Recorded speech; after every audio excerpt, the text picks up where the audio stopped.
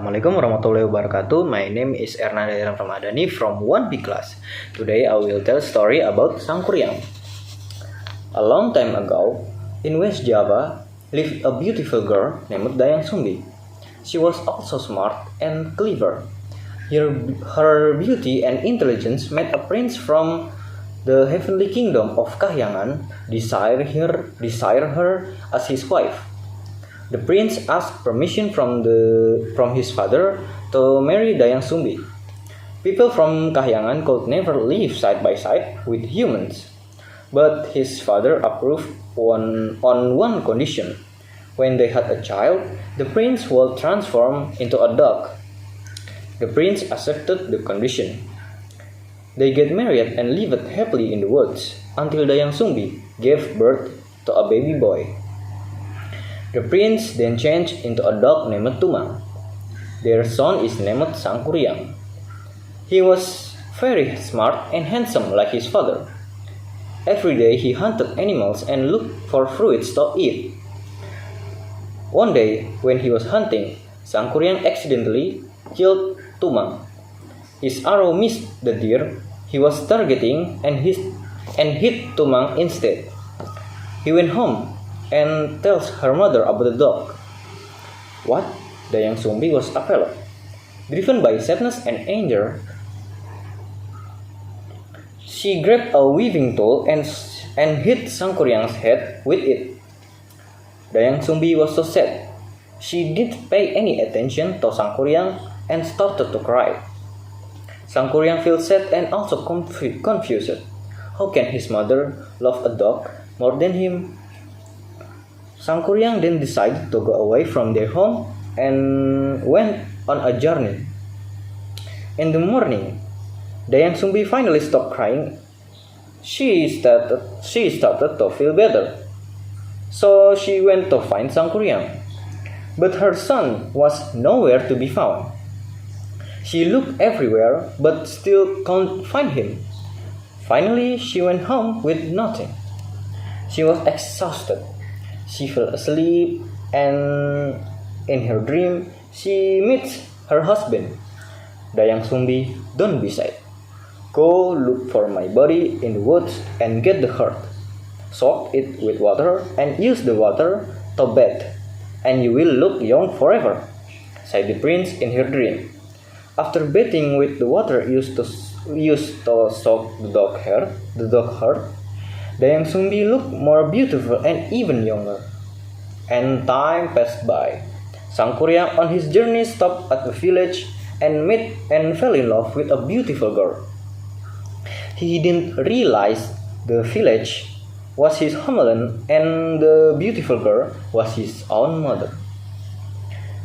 Dayang Sumbi. Their love grew naturally, and he asked the girl to marry him. One day, Sangkuriang was going on a hunt. He asked Dayang Sumbi to fix the turban on his head. Dayang Sumbi was startled when she saw a scar on his head at the same place where she years ago hit Sangkuriang on the head. After the young man left, Dayang Sumbi prayed for guidance.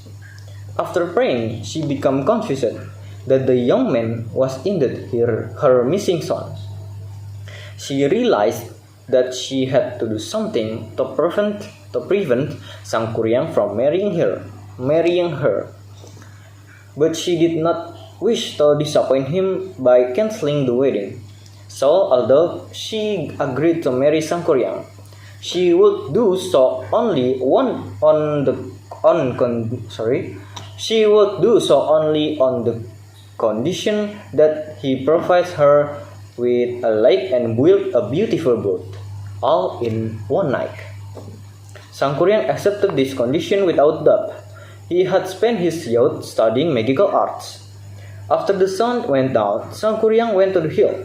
Then he called a group of genies to build a dam around Citarum River. Then he commands the genies to cut down trees and build a boat. A few moments before dawn, Sangkuriang and his genie servants almost finished the boat. Dayang Sumbi been spying on him, realized that Sangkuriang would fulfill the conditions she had set. Dayang Sumbi immediately woke all the women in the village and asked them to wave a long red scarf. All the women in the village were waving red scarf, making it look as if dawn was breaking. Deceived by falls down, the cock crowed and farmers rose for the new day. Sangkuriang's genie servants immediately dropped their work and ran for cover from the sun, which they feared. Sangkuriang grew furious with all his anger. He kicked the unfinished boat. The boat flew and landed on a valley. The boat then became a mountain called Mount Tangkuban Perahu. Tangkuban means upturned or upside down, and Perahu means boat. With his power, he destroyed the dam.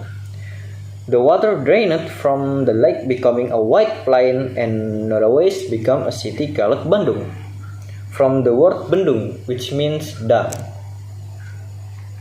In Sangkuriang folktale is to be careful in speaking, to think first and then speak, and not to let our words hurt others. Be patient and unemotional. Thank you for listening to the story that I have told. Please forgive if there are shortcomings and mistakes in my pronunciation and spelling. Wassalamualaikum warahmatullahi wabarakatuh.